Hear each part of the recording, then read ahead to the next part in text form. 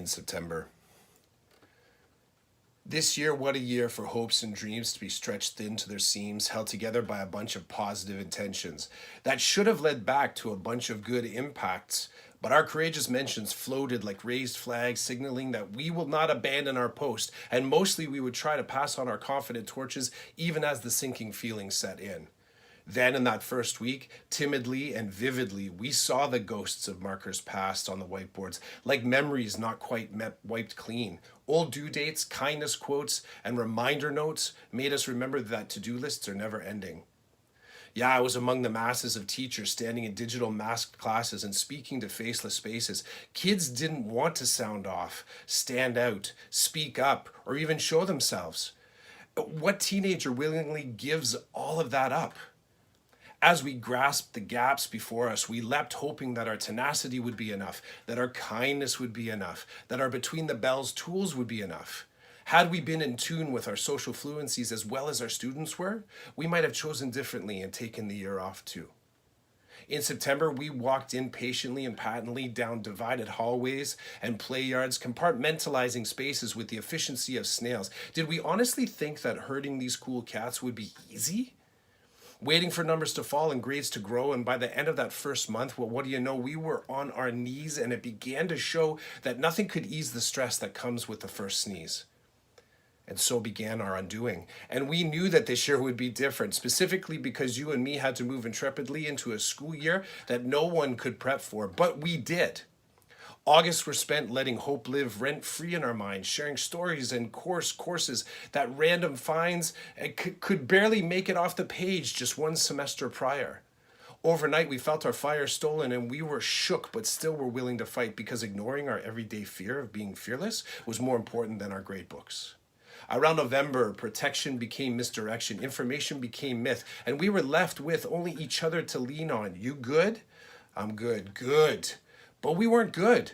And so on and so on and so on. Safe throwaways like have a good weekend or see you tomorrow felt heavy like a prayer and smelled like hand sanitizer. It was a tribute and a charm. It was a promise against harm and a protection meant to keep all kids off the COVID radar.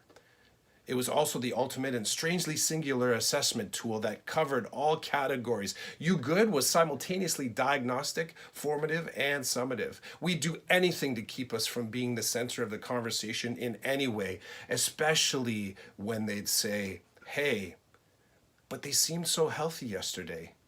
As school expanded beyond the bells, we made living rooms into classrooms, pets became mascots, we gave parents honorary teaching degrees, and we adopted students.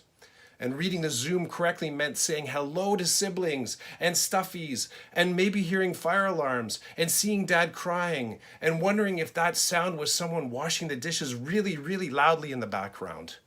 We answered questions like, can I show my cat? Is it time to go home? Do I have to wear pants? Are you wearing pants? Tomorrow, do we have to come back? Where's the work? Yo, can I get a snack? We did all this while making sense of poetry and addition and world events and our relationships. I remember hearing my own children ask for permission to go to the bathroom. I said, you do not have to ask for permission. They said it wasn't permission, it was polite. The teacher worries. After that, walking in and walking out of their camera frame became more solemn and definitely more respect-filled. The many challenges managed us, yet we kept going and showing up and stopped thinking that we were all knowing and what to do, because we didn't. And even though empty halls felt like time travel or falling through a multiverse of memories one after another, we wanted this year to matter, to be something greater. So we leapt and flipped into our classrooms and hallways and study halls because duty calls, and yes, some of us wept. And yes, some of us kept our feelings pent up and posted for only our closest of friends to see. Now, the impact of that tactic made many act like if they did react, someone would knock them back, unfortunately. But we kept going, not knowing that the unlearning was beginning to show. And though it was not said out loud and proud as it should have been, HOPE, hope was starting to grow. We were winning. And in some ways, the virus going viral led to upward spiral after spiral of tidal thinking that the end was near. And damn it, we would be in a good way this year. Not like last year.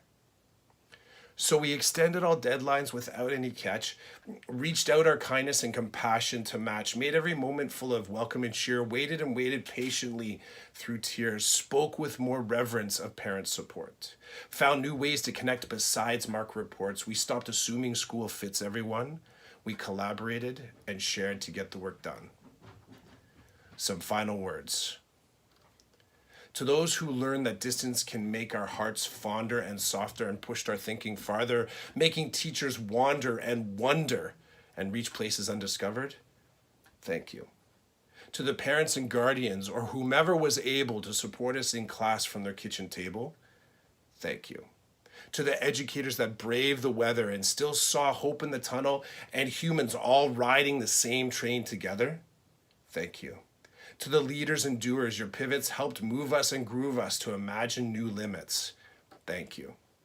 To the keepers and listeners, to the breakers and fixers, to the fighters and defenders, to the injustice enders, to the caregivers and beholders, to the bridges and shoulders for the kindness of strangers and the science that saved us from danger.